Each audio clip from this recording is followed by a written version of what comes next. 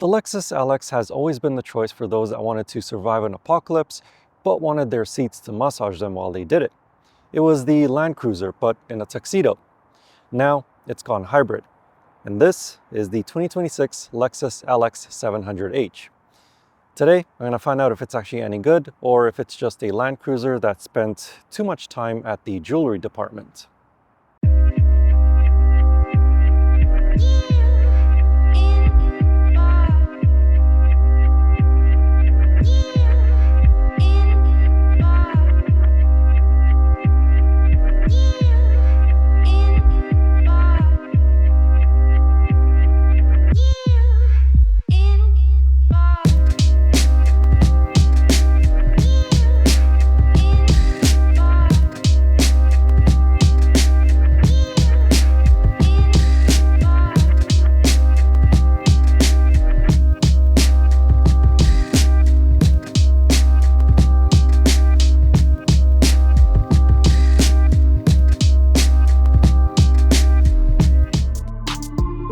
Just look at the scale of the thing.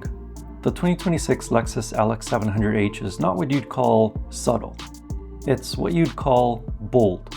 That grille is large enough to swallow a subcompact car whole. But it looks clean. It looks expensive.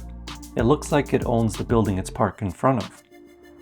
You get really nice looking 22-inch wheels, triple beam LED headlights so that you can blind oncoming traffic, and it also comes with active height control so that it can lower. That way you don't have to exert any force when you want to get into it. It's a design that says luxury, but it also says, I'm upper management, so get out of my way. Step inside and you'll be greeted with semi-aniline leather upholstery, open pore wood trim, heated, ventilated, and massaging both front and rear seats. That is if you option it with the Executive VIP package. This demo car, unfortunately, does not have it. You can get 3 rows of seats in the LX, though let's be honest, the third row is best left for those that you don't like very much. It's very tight and it feels as though you're sitting on the floor. But the first 2 rows, heaven.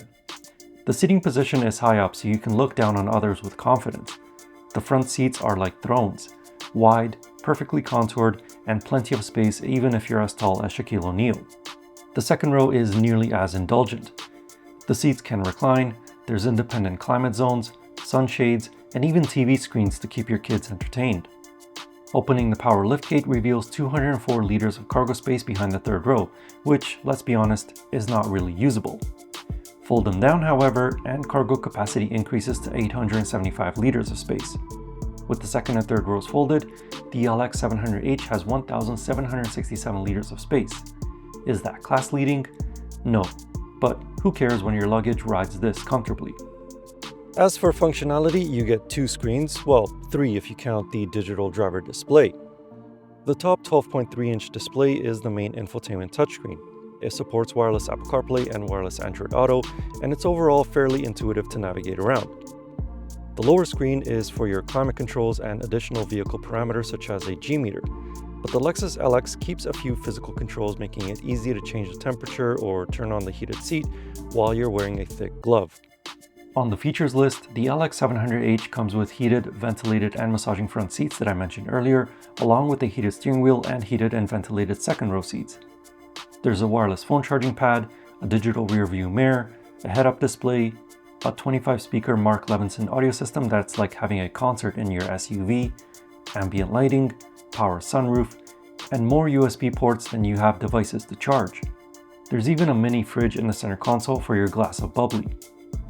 Safety-wise, there's the Lexus Safety System 3.0 Plus, which includes a lot of the standard safety and driver aids that pretty much every vehicle these days comes with.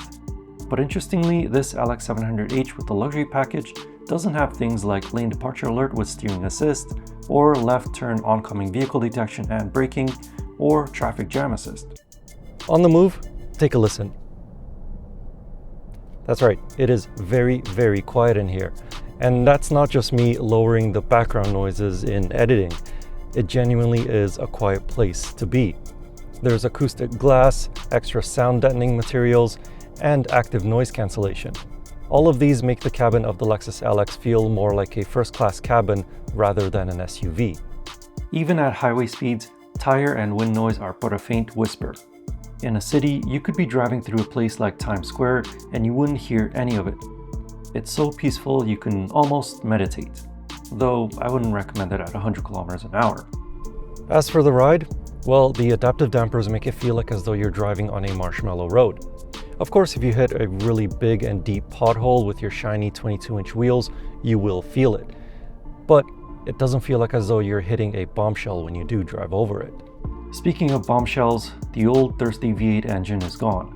In its place is a 3.4-liter twin-turbo V6 with hybrid assist and a 10-speed automatic transmission.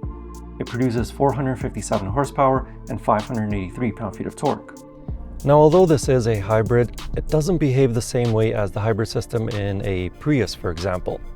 Below 35 kilometers an hour or so, you can drive just on electricity if you are very, very gentle with your throttle inputs. But as soon as you press harder or at higher RPMs, the engine is on almost all the time. The hybrid system in this LX is designed more so for power than outright fuel economy. When you bury your right foot, it doesn't wait for the turbos to wake up. It just shoves. It feels like you're being pushed by a very polite but very strong butler. Despite the shove, this is much more economical than the old V8. Of course, you're not going to get Prius levels of fuel economy with 12.5 liters per 100 kilometers in a city and 10.7 liters per 100 kilometers on a highway, but I guess you can say that this is the Prius of full-size SUVs. However, having said all of that, getting those type of fuel economy ratings in the real world is a completely different story. Of all the times that I've driven Lexus or Toyota vehicles with this powertrain, I've never been able to achieve the rated fuel economy numbers. They've always been significantly higher, and this Lexus LX 700H is no different. When you turn off the highway and start going up the mountain passes, the Lexus LX 700H is surprisingly graceful. It rides on the same platform as the Toyota Tundra and Sequoia. There is body roll, of course, but it's controlled well by the adaptive dampers which stiffen up in the sport mode.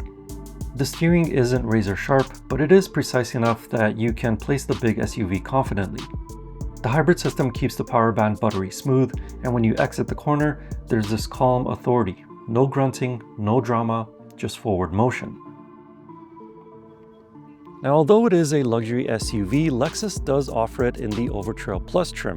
So that means it comes with crawl control, multi-terrain select, chunky off-road tires, a locking center differential, and the off-road height as well.